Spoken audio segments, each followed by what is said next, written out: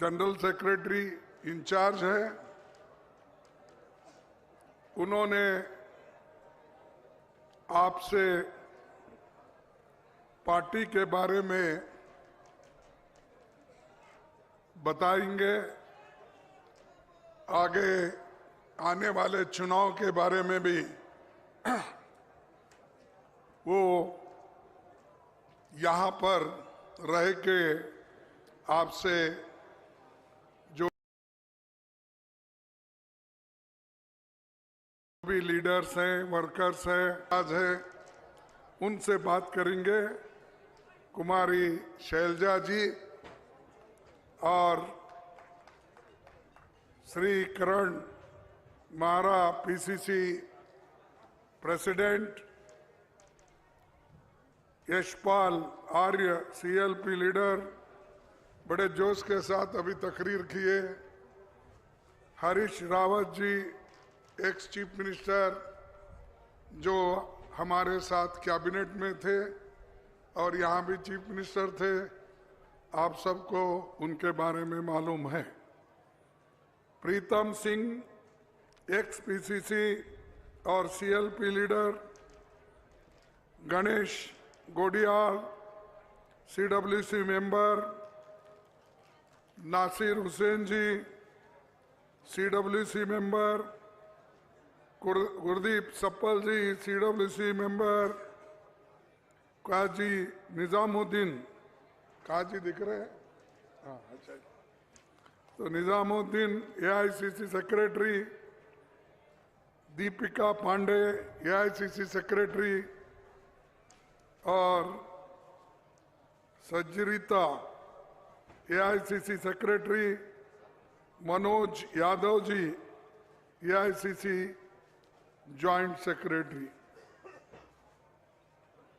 Secretary, sorry, इतने नेतागण यहाँ पर है और सभी को तो बात करने की मौका नहीं मिलता। पहले तो मैं आप सबको सभी का क्षमा चाहता हूँ। मुझे गुलबर्गे में निकलने में थोड़ी देरी इसलिए हुई, आजकल उड़ने के लिए भी मोदी जी के पास परमिशन लेना पड़ता है, फिर उसके बाद उतरने के लिए भी परमिशन लेना पड़ता है, फिर उसके बाद हेलीकॉप्टर में चढ़ने के लिए भी परमिशन लेना पड़ता है और हेलीकॉप्टर उतरने के लिए भी, तो 4 परमिशन हो गए।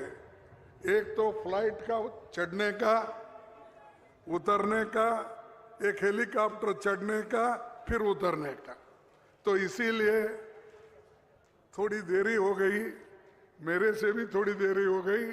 और वो तो हमेशा हमको कुछ ना कुछ करते हैं, राहुल जी को सताते हैं, हमको सताते हैं, कहीं स्पीचेस है तो उसको देरी करवाते हैं ताकि लोग टाइम पर आए और वो थक कर हमारे भाषण में चले जाए, क्योंकि उतनी टाइम उनको मालूम है, ज़्यादा टाइम स्पीच के लिए नहीं देते, ज़्यादा वक्त हमारे लोगों को यहाँ बिठाते हैं, बैठ कर थक जाने के बाद लोग उठ के जाते हैं।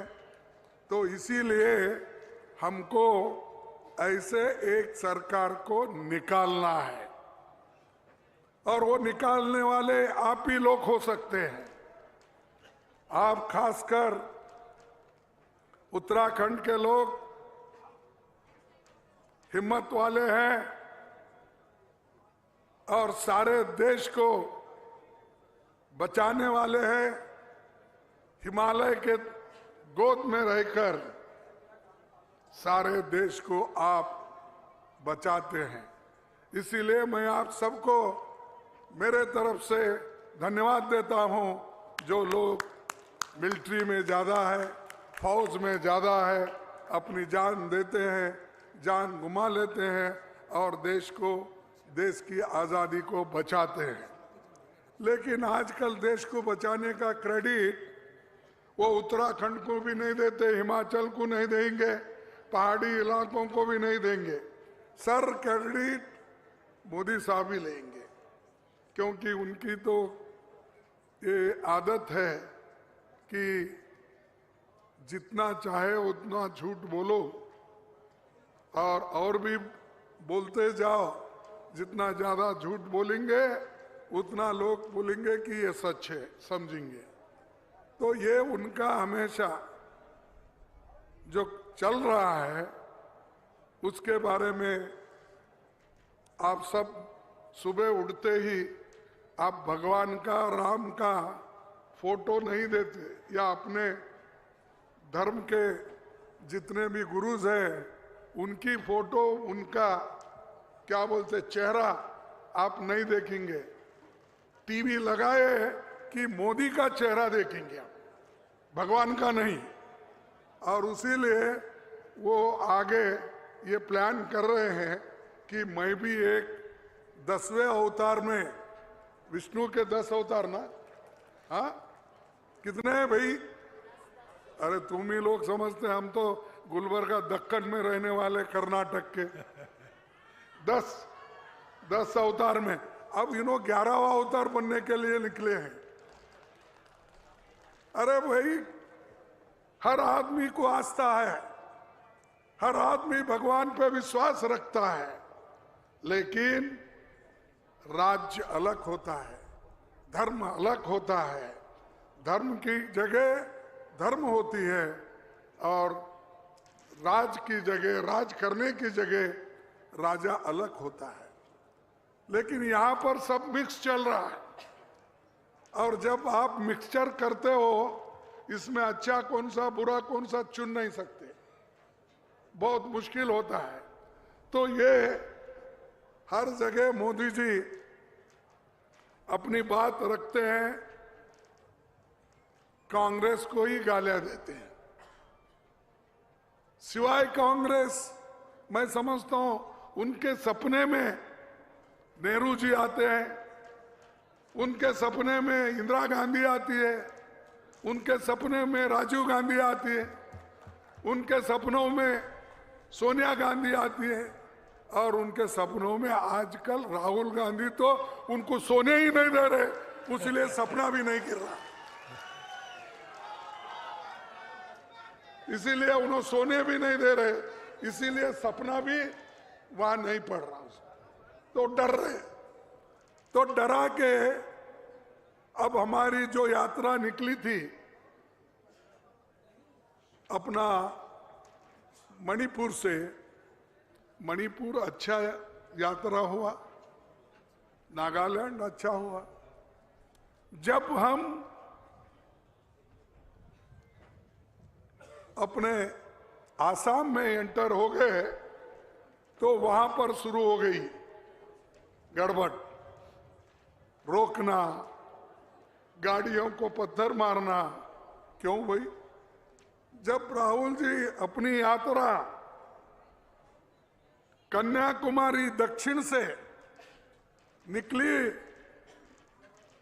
और कश्मीर तक चली, एक ऐसी घटना कहीं नहीं हुई जो बीजेपी की सरकार आसाम में है वहीं पर यह गड़बड़ हुआ, वहीं पर पत्थरे मारे गए, वहीं पर हमारे पोस्टर फाड़े गए, वहीं पर हमारे झंडे निकाले गए। लेकिन हम डरने वाले नहीं और डर के भागने वाले नहीं। डर के कोई अपना देश छोड़ता है, अपनी सरहद छोड़ता है?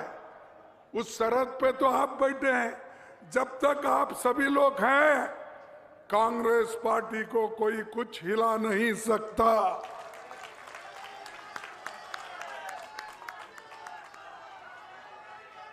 और हम लोग तो देश के लिए जान दिए हुए लोग हैं।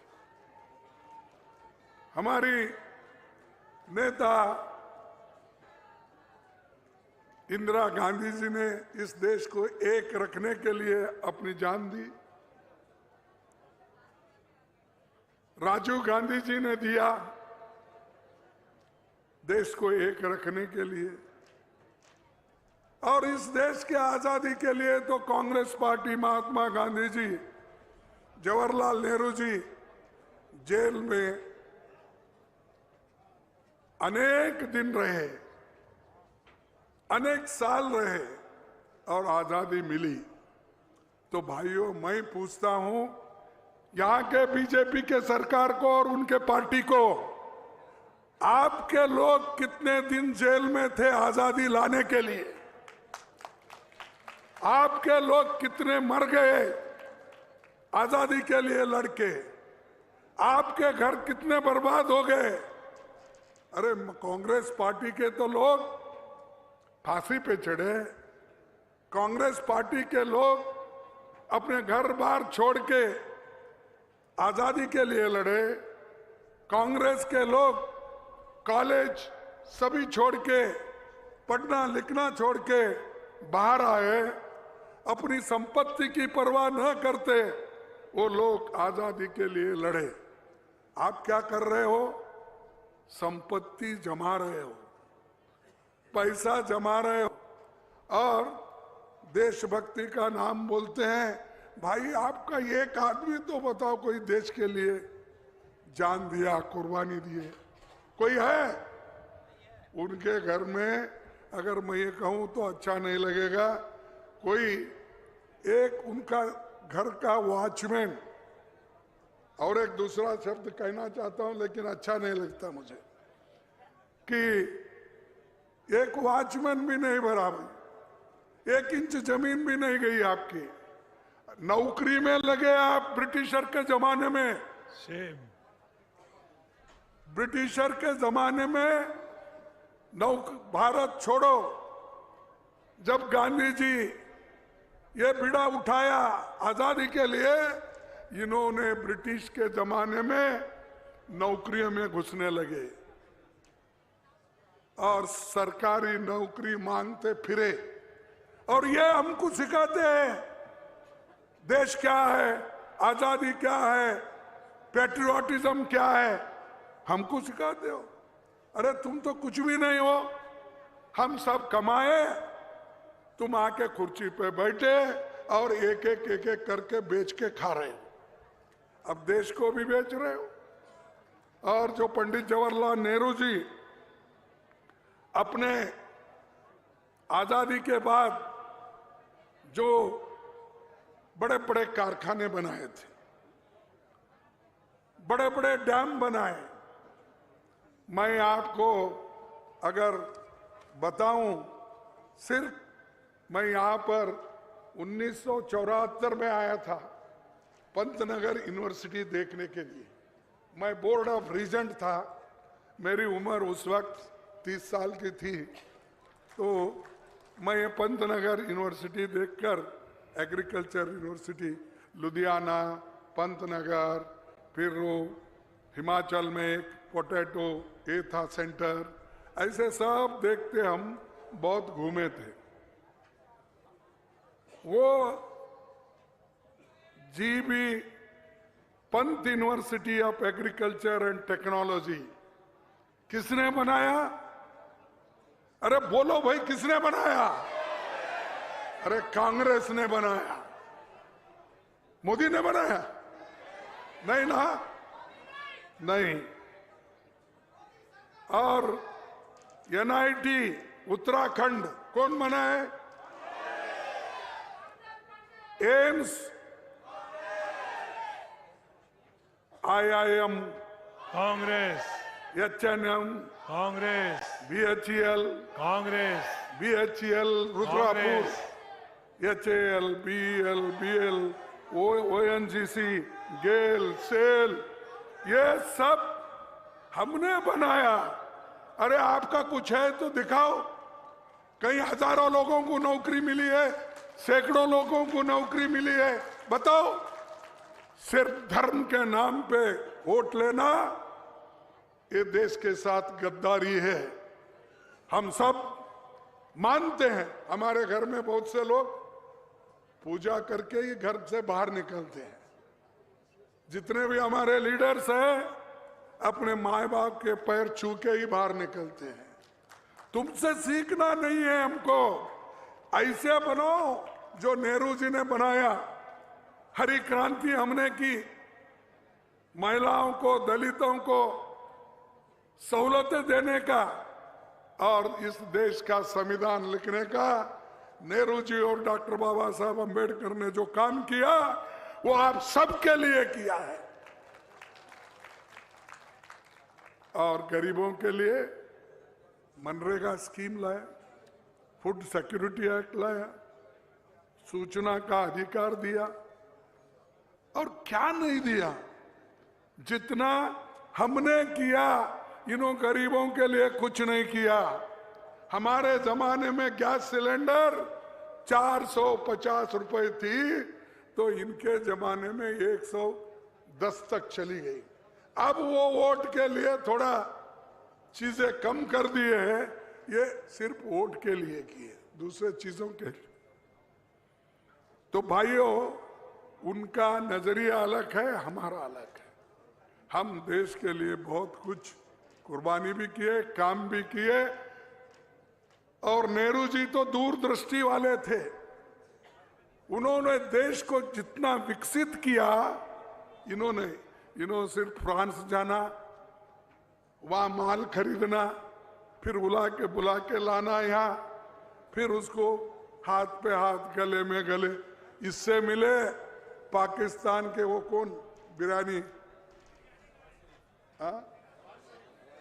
नवाज शरीफ, गले मिले एक दिन, फिर 2 महीने में खत्म। उन्हों उधर, इन्हों इधर। किससे मिले? चाइना से झूले में खेले नहीं, गुजरात में दोनों झूले में बैठ के खेलते रहे। उन्हें कब्जा करते रहा, अरुणाचल मिलकर कब्जा करते रहा, लद्दाख में कब्जा करते रहा, अंदर आते रहा, इन्हों जगह देते रहे। ये चीज ये लोग कर रहे हैं और ऊपर से बोलते देश की रक्षा के लिए मोदी है। हम कई के लिए? झाड़ू मारने के लिए। हम तो जान देने के लिए भी तैयार है, दिए है, इसीलिए आजादी अब तक बची है। आजादी अब तक बची है क्यों? हमारे वजह से। हमको सबको बचाया भी, देश को बचाया, गरीबों को ऊपर लाया। और आज जो कंपलसरी एजुकेशन देखते, संविधान देखते, किसी देश में महिलाओं को वोटिंग का पावर नहीं था। किसी को 100 साल पहले मिला, किसी को 75 साल पहले मिला, किसी को 200 साल पहले मिला। संविधान के साथ महिलाओं को वोटिंग का अधिकार किसी देश में भी नहीं था। लेकिन यहां पर नेहरू जी और अंबेडकर जी ने सोचा अडल्ट फ्रेंचाइज, महिलाओं को भी उतना ही हक है जितना पुरुषों को है, दोनों को वोटिंग पावर दो। और अब वो वोटिंग पावर वापस लेने की कोशिश कर रहे हैं। वो मनु को वापस ला रहे हैं। मनु को वापस लाके हमारे मां बहनों को जो 51% है इस देश में, उनका वोट भी वो खींच रहे। आप बोलिए, आप दिल से बोलिए कि ये जो महिलाओं का हक किसी ने पहले दिया था, क्या आजादी के पहले था? नहीं। आप पावरफुल बने हो, आप जिसको वोट देते हैं उसको सरकार बनती है। ये किनके वजह से है? अरे जो शक्ति आपको हमने दी है या हमारी सरकार ने दी, हमारी नेताओं ने दी, उस पार्टी को आप कमजोर करना चाहते हो, उस पार्टी को आप दूर रखना चाहते हो सत्ता से। और ये कुछ नहीं करने वालों के पीछे लगे चंद लोग। वो कुछ भी करने वाले नहीं, देश को डुबाएंगे। जैसा कि मोदी साहब समुद्र डूबते आप देखे होंगे, रामेश्वर में देखे? नहीं देखे। ठीक है, अगर टीवी में आया कोई वीडियो रिकॉर्ड किया तो देखो, तो उन्होंने वहां डूबते रहे, यहाँ लोगों को डुबाते रहे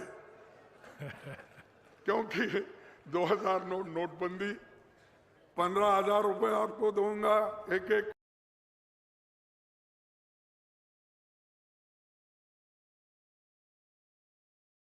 को 15 लाख काला धन लाऊंगा, एक एक को 15 लाख जेब में डालूंगा। कहाँ है भाई आपकी गारंटी? आज तो रोज पेपर आप देखिए, मोदी की गारंटी, यही है मोदी की गारंटी। 15-15 लाख जो देने का वायदा किया था ना, वो मिला आपको? नहीं मिला, यही गारंटी उसकी है। 2 करोड़ नौकरियां देने का वायदा था, मिला आपको? यही मोदी की गारंटी है। एमएसपी, हमारे किसानों की आमदनी बढ़ाएंगे, उन्होंने कहा या नहीं कहा? कहा। डबल आमदनी आपको करूंगा, ये उन्होंने कहा क्या नहीं? यही मोदी की गारंटी है। तो ऐसे लोगों के ऊपर आप भरोसा करके अगर वोट देंगे तो मैं समझूंगा इस देश के साथ ही नहीं, गरीब लोग, दलित लोग, पिछड़े लोग, किसानों को और गरीब तबके के किसी भी जात के लोग हो, उनसे आप गद्दारी कर रहे हैं, ये मैं बराबर बोलूंगा। जो लोग ये और रोज उठे बीजेपी वाले, आरएसएस वाले, उनका एक एजेंडा है कि उठते ही कांग्रेस को गालियां दो, कुछ नहीं मिला। अरे सब छोड़ते हैं, वो छोड़कर कांग्रेस को गालियां देना। 70 साल में क्या किया? 70 साल में अगर हम कुछ नहीं करते तो मोदी साहब, संविधान अगर हम नहीं बचा सकते थे, डेमोक्रेसी अगर हम नहीं बचा सकते थे, तो मोदी साहब आप प्राइम मिनिस्टर नहीं बन सकते थे। ये सब हमने देश को बचाया, संविधान को बचाया, डेमोक्रेसी को बचाया, और आप लिखा बनने के लिए ऊपर लाए कौन? कांग्रेस वालों ने।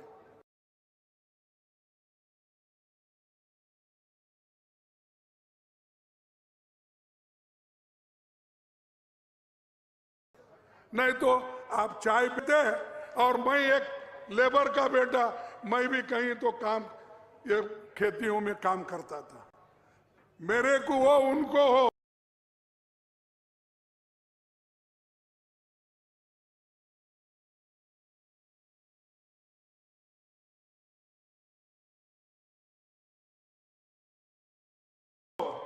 जो मिला के वजह से मिला है, जो मिला है कांग्रेस के वजह से मिला है, और हमको बार बार गालियां देते हो।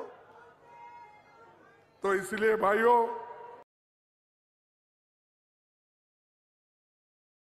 मैं ज्यादा कुछ नहीं बोलना चाहता, क्योंकि ये तो देवनगरी है, हर देव यहां बसे हैं, चार यही हिमालय से निकलते हैं, हर चीज आपके पास है, फिर मोदी के पीछे क्यों लगे भाई? भगवान आपके पास है, पानी आपके पास है, अच्छे अच्छे इंस्टीट्यूशन है, आईएएस के बच्चे निकलते यहाँ ट्रेनिंग के निकलते हैं, इंडियन मैनेजमेंट के बच्चे निकलते यहाँ ट्रेनिंग निकल देते हैं। तो ऐसे ऐसे इंस्टीट्यूशन, ऐसे जगह में अगर उनका नाम तुम जपते रहेंगे तो देश को बर्बाद करेंगे। तो इसलिए मैं इससे ज्यादा नहीं बोलूंगा। एक बात मैं आपसे कहूंगा कि यहाँ एक बहुत बड़ा मेरे पास भी है, लेकिन वक्त नहीं था, लास्ट में बोलूंगा इसलिए ठहरा था, कि अंकिता भंडारी मर्डर केस, किसने किया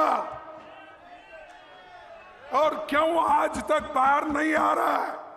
अरे इस छोटे से एक स्टेट में आप एक केस नहीं ढूंढ सकते, जो मर्डर किया उसको पकड़ नहीं सकते, और उनके आदमियों को, उनको आप बगल में लेके घूमते हो, स्टेज पे लाकर उनको हार डालते हो, लेकिन अंकिता भंडारी को नहीं ढूंढते आप। ये जो काम आपका है सरकार का, और ऐसे कितने मर गए किसको मालूम। ये निकला बाहर निकला, लेकिन अंदर कितने छुपाए किसको मालूम। जैसा जोशीमठ नहीं, जोशीमठ ना, जोशीमठ यहां पर जो एक हादसा हुआ, घर गिर गए, भूकंप का हुआ, उसको भी नहीं देखे।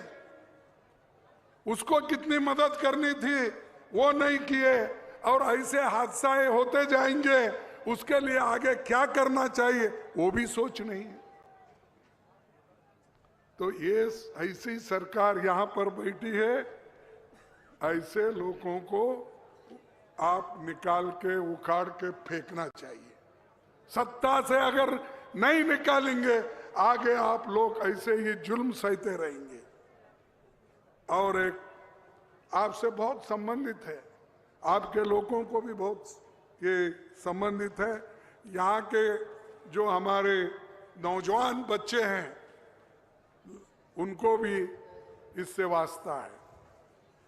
उन्होंने बोला, मोदी जी ने बोला, बीजेपी ने बोला, हम हर नौजवान को फौज में भर्ती कराएंगे, उसको एम्प्लॉयमेंट मिलेगा और वो आगे काम भी आएंगे। क्या किया उन्होंने? अग्निवीर स्कीम। अग्निवीर स्कीम 4 साल तो उसको आप स्टाइपेंडरी पीरियड में ले लिए। 4 साल के बाद कहाँ है वो? रास्ते पे घूम रहा है। उसको कभी भर्ती करें? उसको लिए? ऐसे झूठ के ऊपर झूठ बोलना। अग्निवीर के नौजवान लोग आज रास्ते पे फिर रहे, नौकरी नहीं। क्या करते? उम्र भी चले जाती है, फिर एक बार लिखना एग्जामिनेशन, वो भी वक्त नहीं मिलता। तो ऐसे सब जो हमारे मोदी जी के स्कीम है, चाराने का, वो हमारे पास एक कहावत है कि देना चाराने, उसूल करना बाराने। तो ये चाराने दिए जैसा करते, छोटी नौकरी दी जैसा करते, फिर उसका होने के बाद निकाल के फेंक दिए, पाप बेचारे लड़के परेशान होके, माँ बाप परेशान होके चले जाते हैं। तो ये अग्निवीर में भी इन्होंने लोगों को धोखा दिया। और अब तो यूजीसी ये निकाल रही है क्या, वो एक नोटिफिकेशन। यूजीसी में क्या नोटिफिकेशन? अब जो रिजर्वेशन है यूनिवर्सिटी में, उन यूनिवर्सिटी में रिजर्वेशन नहीं होंगे। आप लेक्चरर नहीं बन सकते, प्रोफेसर नहीं बन सकते, डीन नहीं बन सकते, आप प्रिंसिपल नहीं बन सकते, कुछ नहीं। वो जो होगा, जो मोदी जी की मेरिट है, वो मेरिट में अगर कोई आता है उसको नौकरी मिलेगी। बाकी के लोगों का रिजर्वेशन खत्म। और मैं ये बहुत जोर से आपको कहना चाहता हूं, उन्होंने एक एक करके आज नौकरियां छीन रहे हैं और बच्चों को तंग कर रहे हैं। सरकार में रेलवे से लेकर सरकारी नौकरी लेकर, सेंट्रल स्कूल के टीचरों को लेकर 30 लाख वैकेंसीज हैं। कितने? 30 लाख वैकेंसीज। उसमें से 50% एससी एसटी और इकोनॉमिकली वीकर सेक्शन को मिलता है। एससी एसटी को तो मिलता है बैकवर्ड क्लास को 50%, और अदर 50% में जनरल बच्चों को मिलता है। वो भी उन्होंने फिलअप करने का बंद किया। नहीं बंद कर तो उनको बच्चों को नौकरी देना नहीं चाहते हो। अरे आप तो नौकरी कहां से लाना बोलते, नौकरी है ना, वैकेंसीज है, 30 लाख वैकेंसीज में भर्ती करो।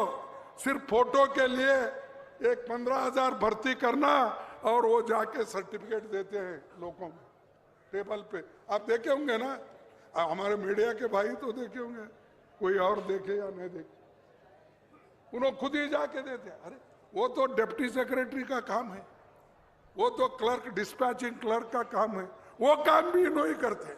मैं दिया, ये मैं बोलने का बहुत हो गया, कितने बार सुनेंगे आप। और एक बार मैं ये कहूंगा कि एक बार पंडित जवाहरलाल नेहरू जी ने ये बात कही थी कि कोई भी इलेक्शन होगा वो मेहनत करने से ही हम जीतते हैं। अगर मेहनत नहीं करेंगे आप वो इलेक्शन जीत नहीं पाएंगे। 1952 में पंडित जवाहरलाल नेहरू जी इलेक्शन के बाद कांग्रेस में उसकी समीक्षा हो रही थी, यानी क्या हुआ, क्यों हारे, उन्होंने क्यों जीत, ये यहाँ पर हम जीतना था।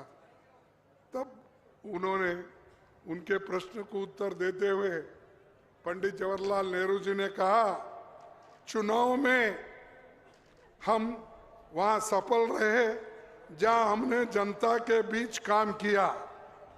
चुनाव में हम वहां सफल रहे जहां हमने जनता के बीच काम किया, लेकिन वहां फेल रहे जहां हमने केवल पब्लिक मीटिंग्स की। अगर हम जनता के साथ ही घुले मिले उनके बीच काम करें तो ही हम उसका भरोसा जीत लेंगे, कि आशा नहीं कर सकते हैं। तो ये नेहरू जी का, अरे भैया आप मेहनत करें तो ही फल मिलेगा, बगैर मेहनत का कुछ नहीं होता। क्या अगर आप इतना पहाड़ी इलाके में एक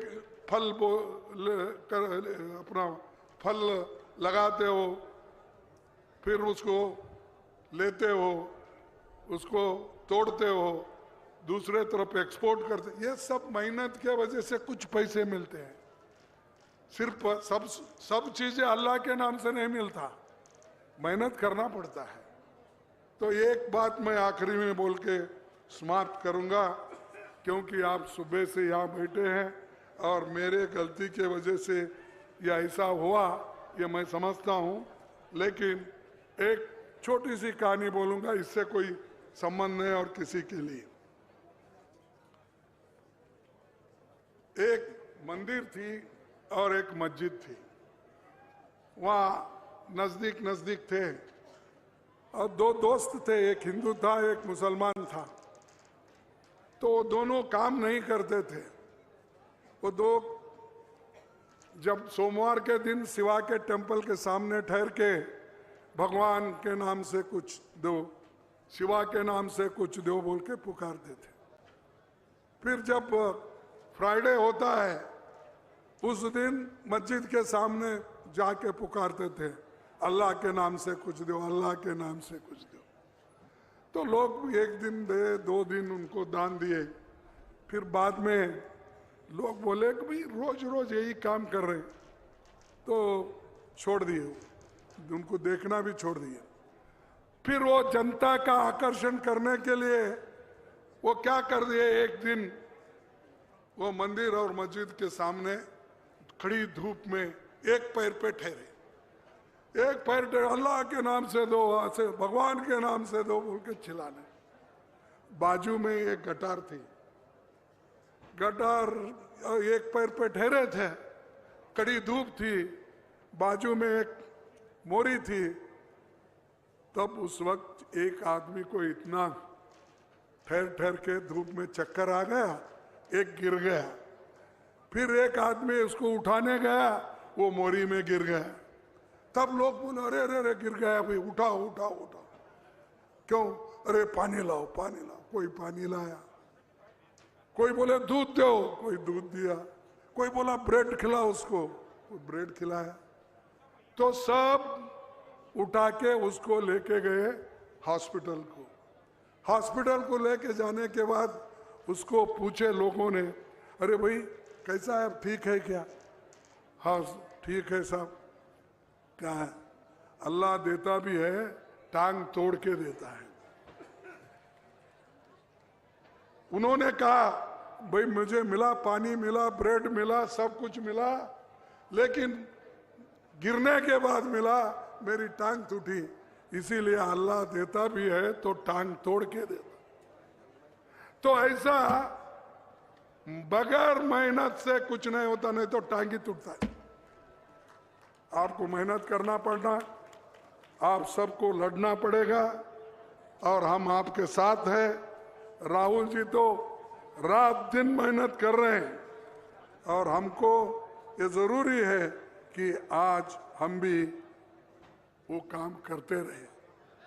और आखिरी में मैं एक ही बात बोलूंगा, जो पंडित जवाहरलाल नेहरू जी ने 1958 में एक बात कही थी। उन्होंने कही थी आजादी के बाद हमने जो तीर्थ यात्रा शुरू की थी, उसका मकसद था कि स्वतंत्र भारत में जो बच्चा पैदा हो वो हमेशा स्वतंत्र रहे और अपना सिर ऊंचा रखकर प्रगति और समृद्धि की दिशा बढ़ने का पूरा मौका पाए। ये उन्होंने कहा, ये तीर्थ यात्रा, ये डैम्स, ये जो पानी के लिए, एग्रीकल्चर के लिए उन्होंने जो खड़े किए बहुत से चीजें, पब्लिक सेक्टर जो खड़े किए, ये मॉडर्न टेम्पल, उन्होंने बोला ये आधुनिक मंदिर है, इसके तरफ देखो और काम करो, इससे देश बढ़ता है, इससे देश आगे बढ़ता है, प्रगति होती है। ये मैं नहीं, पंडित जवाहरलाल नेहरू जी ने कहा। तो वो मैं बीजेपी वालों को याद दिलाता हूं, मॉडर्न टेम्पल्स कहाँ है? जहां लोगों को खाना खिलाता है, जहां लोगों को एम्प्लॉयमेंट देता है, जहां किसानों को मदद करता है, वो मॉडर्न टेम्पल्स है। इसीलिए मैं आपसे यही कहूंगा कि आप एक होकर, एकजुट होकर बूथ लेवल पे काम कीजिए। और बूथ लेवल पे काम नहीं होगा या जो हर पेज का, हर वोटर लिस्ट की छानबीन नहीं होगी, हमारी जीत नहीं होगी। तो इसीलिए वो काम मैं आपको सौंप के जा रहा हूं, आपके स्वाधीन कर रहा हूं। आप पूरा वो काम करेंगे, हमको जीत दिलाएंगे, ये मैं आशा करता हूं। इतना कहते हुए मेरे 4 शब्द को समाप्त करता हूं। जय हिंद, जय कांग्रेस। मैं मल्लिकार्जुन खड़गे जिंदाबाद। मैं 2 स्लोगन देता हूं, आप मेरे साथ वो स्लोगन दीजिए। जय हिंद। जय हिंद। भाई क्यों जल्दी आए क्या? नाश्ता किस्सा नहीं हुआ शायद। जय हिंद, जय हिंद, जय हिंद।